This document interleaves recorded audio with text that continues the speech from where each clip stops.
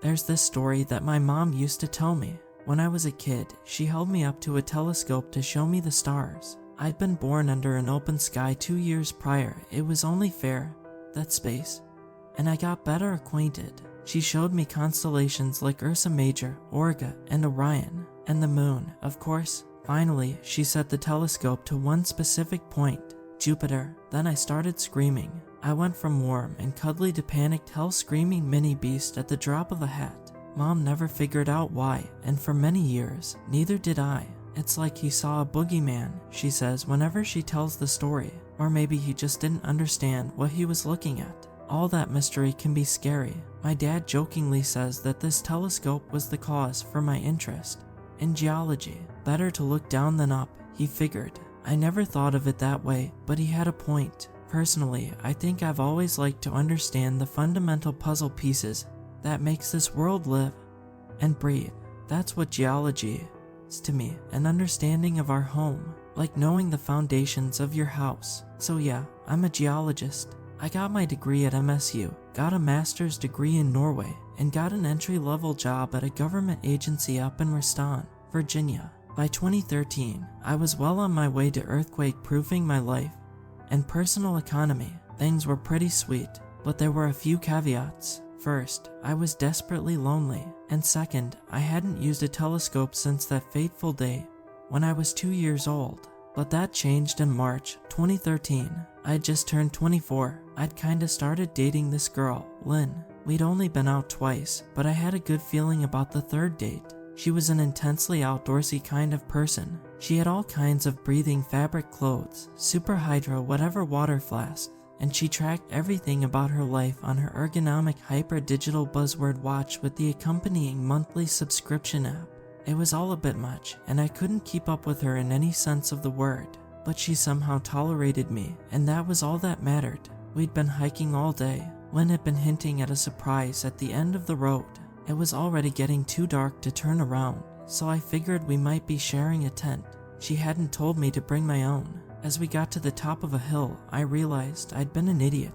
There was a camp of 6 other people, men and women, all variations of Lynn, eager sporty people with a violently upbeat vibe. Lynn turned to me with the biggest smile. Surprise, she laughed. We got a stargazing party. Yeah, I'd misheard the entire date thing. I was supposed to bring my own tent, but Lynn figured that was implied. Apparently, you should always bring a tent when hiking. I hate unwritten rules. In that moment, I was just a bitter man coming to the realization that we had vastly different ideas of what that date was gonna look like. Still, I had a good time. We had hot dogs and s'mores, and her friends had put up telescopes to play with. There was supposed to be a meteor passing by, and they all wanted to see it. Honestly, I think it was just an excuse to get out of town for a while. One of Lynn's friends had brought a bottle of schnapps. Not much, but enough to play some Never Have I Ever, and have a good laugh or two. By the time the meteor came around, we'd almost forgotten about it. Hell, I'd almost forgotten about Lynn. We all got up and took turns with the telescopes. It was sort of magical in a way. All of us standing on that hill, looking up at the clear sky. No light pollution, no passing cars, just a bunch of people and the stars. Then it was my turn. Looking at it through a telescope makes it seem more real in a way. You can see details that you otherwise can't. It reminds you that the stars aren't just a pretty picture, they're real things in a very real space. I followed the meteor for a few seconds, oohing and eyeing with the rest of them. Then it passed in front of Jupiter. Something in me stopped. It felt like my soul dropped anchor, locking my neck in place. Ever since that day when I was a kid, I hadn't seen the planet up close. Not like that. Not since. There was a rumble. At first I thought it was some kind of motor error in the telescope tripod. Then it happened again. I took my hands off the telescope, but quickly realized I couldn't look away. My neck was cramping, my throat closing. I couldn't blink. I couldn't scream, and the rumble grew stronger. It got faster, turning into a vibration, or a note. There was a middle note, a high note, finally a low note. 3 repeating sounds bouncing against the inside of my cranium like an expanding echo. My eyes, searching desperately for a way to blink, finally locked onto something. There, among the swirling storms of Jupiter's surface, I could see spots of red, some large, some small. and one so large it was impossible to miss. Now, I know what it is in theory. I've heard about the storms of Jupiter. It's a gas giant. But what I looked at then and there were no storms. They were eyes. Every storm, every spot, red eyes. I finally understood the rumbling, that feeling that bore through me, middle, high, low. It wasn't just spasms, they were syllables. The more I listened, the clearer they got, like fine-tuning a radio. And in that one perfect moment, as everything aligned, I heard it. I heard Jupiter. I felt it, not as a voice, but a movement, a trembling bass, like standing next to a silent but deafening song. And it said, "I see you."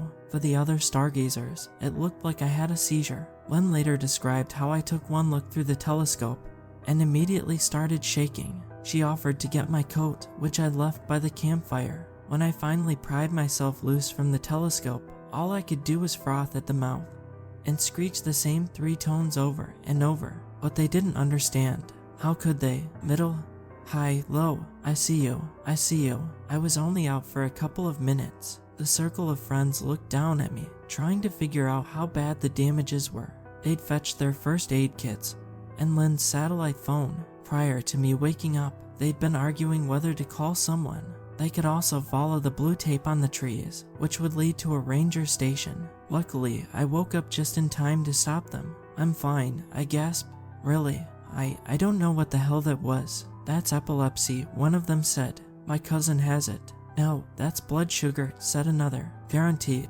Someone said something about chakras. Another started talking about the liver and pushing me to eat their special Minnesota sunflower seeds. What a wild night. The next day, I headed straight home. I said goodbye to Lynn, who insisted that I kept her updated. I crashed in my bed, head first, leaving my hiking gear strewn across the hallway. Even though I'd gotten a good night's sleep, my mind needed to recover. My hands wouldn't stop shaking, and my eyes felt warm. I would also get bouts of strained jaw muscles, sending these fiery signals up my spine to poke me like an infected wound. I slept for 14 hours straight. This long, dreamless sleep, like turning off a light and waking up with no idea what planet you're on. Waking up felt like starting a machine. Something in me moved, and I looked straight up into the ceiling. Without thinking, I said it aloud. "I see you." I tried to chalk it all up to stress and fatigue. I'd been hiking all day and topped it off with booze, not a great combination. I spent a few hours just looking up stuff about Jupiter to try and explain what I'd seen. I read about the storms, the composition of dust and gas, the invisible rings, the moons. It was all there. Jupiter is no mystery to us. But what I'd seen were no storms. It felt like I'd seen through them, spotting something beneath, something deep and profound, like breaking through the ice of a dark lake, only to see something shimmering at the bottom. I was at a crossroads. Try and ignore it or confront it. What else could I do? I decided to ignore it. For a few days, it worked. There was the occasional shiver when I heard an uncomfortable tune or the frequency of a machine or motor. There was this one noise that I kept hearing from my fridge that gave me pause. At one point I just stood there, head pressed against it, listening. Traces of that mysterious rumble, looking to grasp me. Lynn and I kept in touch. She was worried about me, asking me to get checked out. I couldn't be bothered at first, but she made me promise. I thought about telling her I'd gone without actually going, but she was so sincere. I couldn't bring myself to lie, no matter how convenient. The doctor couldn't find anything wrong with me, not physically at least. I kept getting distracted by all the hums. I imagined hearing that frequency and a little bit of everything, directly translating to spotty words. In the back of my mind, I could hear C coming off a computer screen, E from the rumbling pipes in the bathrooms, just spots of recognition, sending flakes of ice up my spine, as a constant reminder that I was, in fact, nowhere near okay. It all came to a breaking point one evening. When I was making dinner, I was alternating between frying chicken and answering messages from Lynn when I got into what I can only explain as a groove. There was a hum coming from the kitchen fan, which resonated exactly with one of the frequencies. It was calling to me over and over. You. I have no idea how long I stood there. My mind just synced to this rhythm. At some point I realized I was coughing, nodding my head to the alarm from the smoke detector going off. My chicken was burned. I ended up pouring myself a bowl of powdered tomato soup.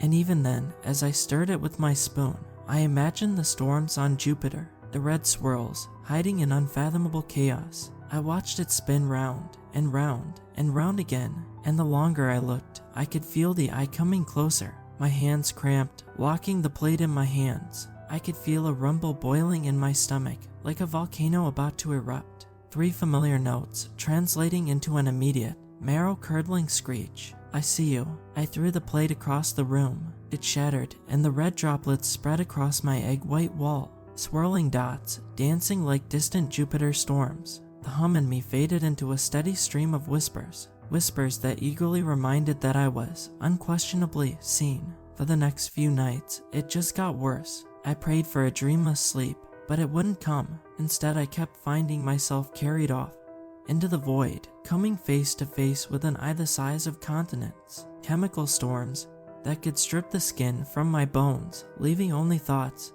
and screams behind. Knife-edged ruby mountain ranges circling an endless black iris. No matter how much I kicked, twisted, or turned, it sucked me in, pulling me into an eternal stomach-churning freefall. I would wake up drenched in sweat, completely off balance. I'd fall out of bed and flop around on the floor as if gravity still eluded me. It'd take me a few seconds to realize nothing happened, and maybe, if I was lucky, I'd gotten half an hour of sleep.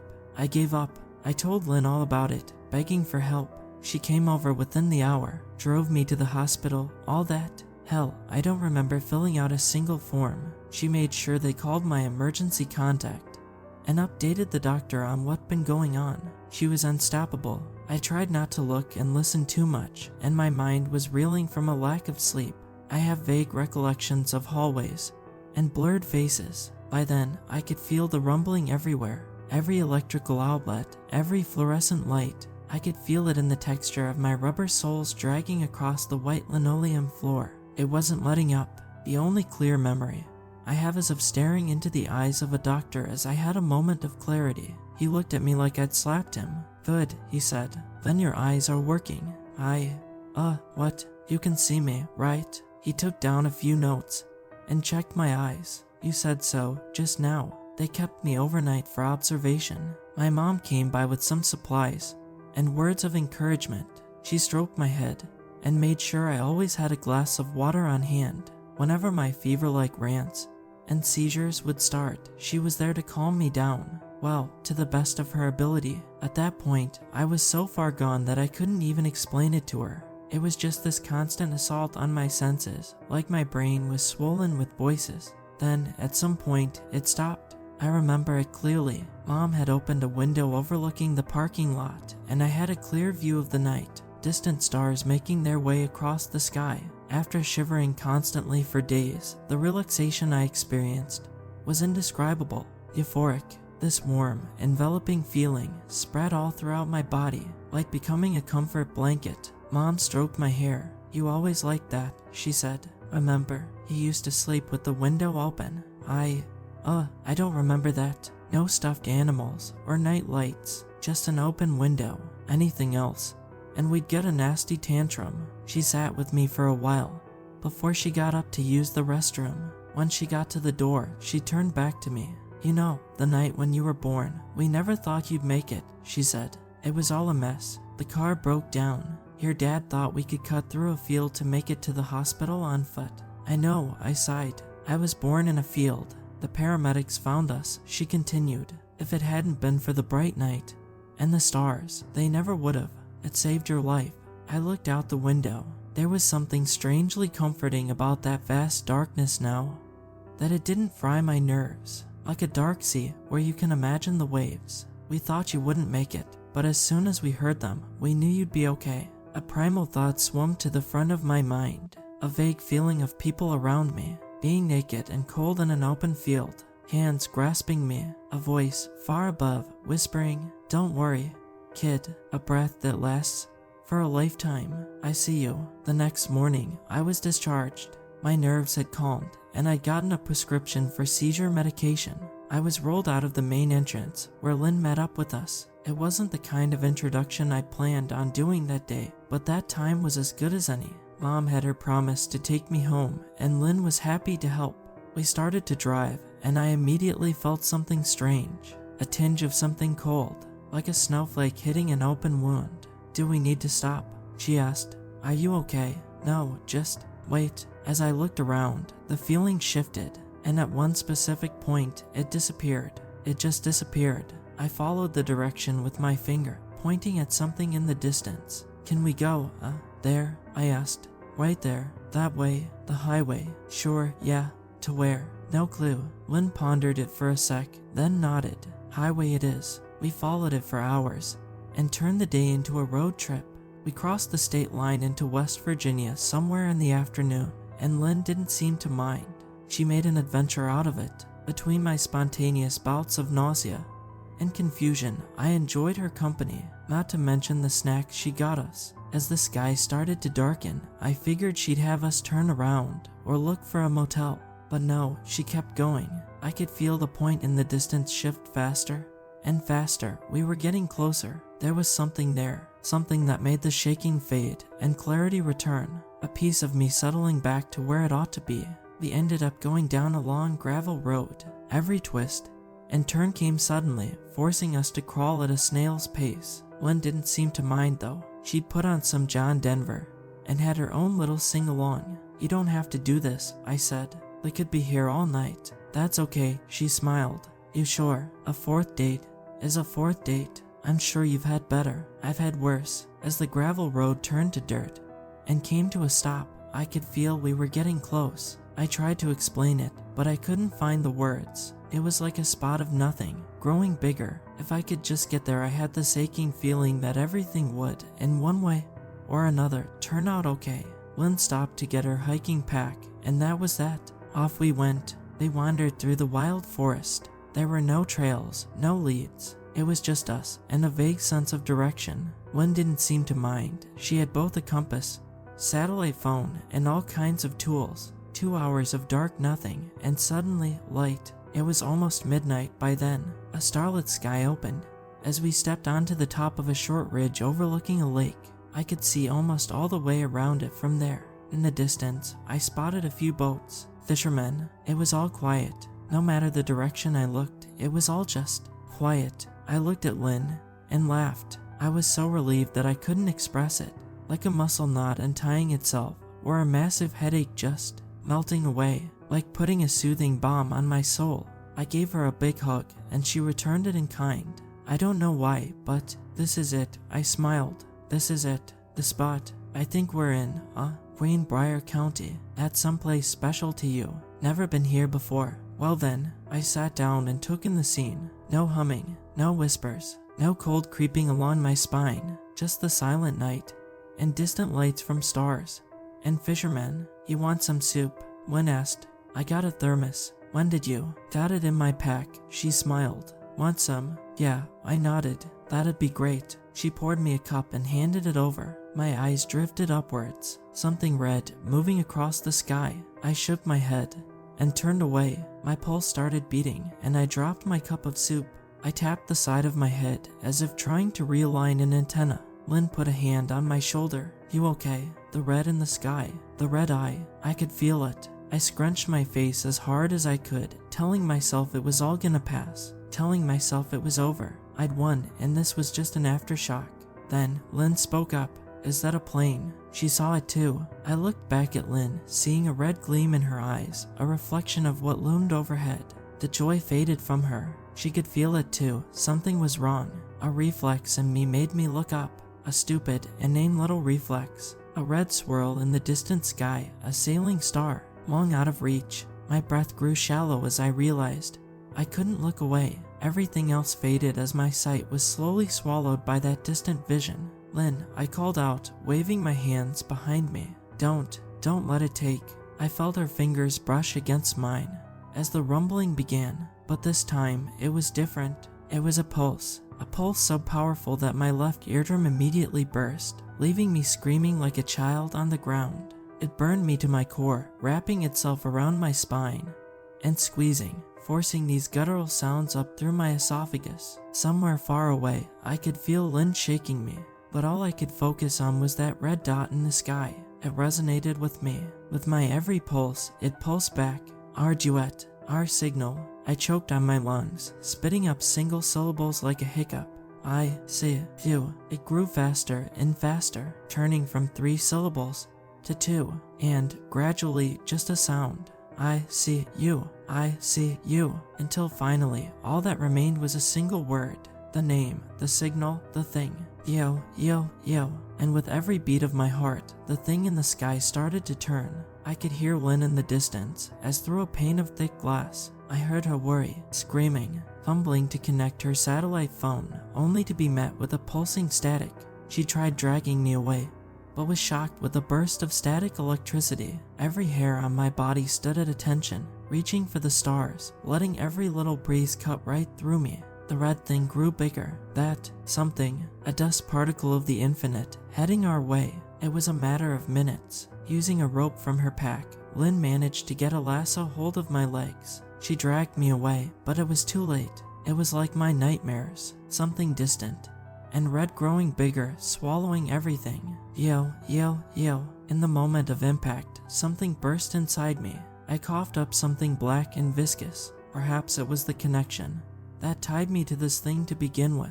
Maybe it marked me at birth to demand a favor somewhere down the line. Maybe this was all something cashing in on my life. The sky burned my retinas, but only for a heartbeat. In nothing but a moment, the sky went from burning red to nothing. The ground shook. There was steam, and so much cold air was pushed out that Lynn was knocked off her feet. The red thing was shaped like a wedge. It came down at an angle, roughly the size of a school bus. It tore into the lake, cutting up a wound in the earth itself, effectively cracking a hole in the ground, revealing some sort of cave system underneath. In a matter of minutes, the entire lake was laid bare. All water drained into the caves beneath. What little remained of the red thing turned to ash. Red, swirling ash. Lynn propped me up against a tree. My head was ringing like a bell. My vision slowly returned as the pulse subsided. The black viscous blob I coughed up quickly dried up into a powder, turning into flakes of metal. I tried to talk, but couldn't form the words. I couldn't hear myself. I was so disoriented that my body couldn't understand whether I was breathing or not, making me lightheaded. Leaning against the tree, I forced myself up. I had to see the aftermath. An entire lake, drained in seconds. I could only see little parts of the fishermen's boats, some of which had been blown into the surrounding trees. There was no way they would have survived. Much like the remaining fish, flopping about in the mud. I turned to Lynn, trying my best to speak. My body recognized all the physical sensations of speech, but couldn't form the words. Using my fingers, I gave her numbers. I pointed to her satellite phone. We had to call goddamn everyone. The Army Corps, NOAA, the EPA, the Division of Natural Resources. Hell, I had to call my boss at the USGS. Everyone. We needed everyone. So we called them, one by one. And that was that. For me, at least. Things were finally at peace. I couldn't feel it anymore. Maybe I'd served my purpose and paid my debt in a way. Over time, my eardrums would heal. Turns out I also had a fractured rib and 2 throat ulcers. Still, I could overcome it. The whole situation was just absurd. There were reports of a small geological event without anyone mentioning the goddamn meteor that changed course to hit us. Coincidentally, there were also reports of escaped convicts. Residents were asked to stay inside. Despite having called literally everyone I could think of, I wasn't allowed anywhere near the site. I got no updates, no debriefing, nothing. The only thing I got was one of the corporate landowners telling me I'd been trouble enough. That line alone tells me they know something I don't, and it bothers me still. But there are only so many brick walls you can beat your head against. At some point, you get too dumb to care. That's where I'm at now. The past few years, I've been able to look into the sky without a twitch of a care. I've looked at Jupiter countless times, and I can't even imagine what I used to see anymore. I know there's something there, but it's like a filter. Something in my mind can't look past it anymore. And Lynn, well, it was her idea to write this down. She thinks there are people out there who might have seen something about this, other perspectives. We know for a fact that there was a cover-up at the local news station, and someone must have been down at the lake. For me, the only thing that still remains in me is that word. That strange sound, meaning nothing and everything, like something out of a dead language, begging to return. I can say it 100 times, but there's no point anymore. It feels like it has burned out of me. There's nothing left to make it sound true. Yo, just a noise. I hope someone out there can make use of the truth. Get some kind of closure, as Lynn and I are expecting our second daughter any day now. I feel like this chapter needs to be closed once and for all. And no, she won't be born under the stars.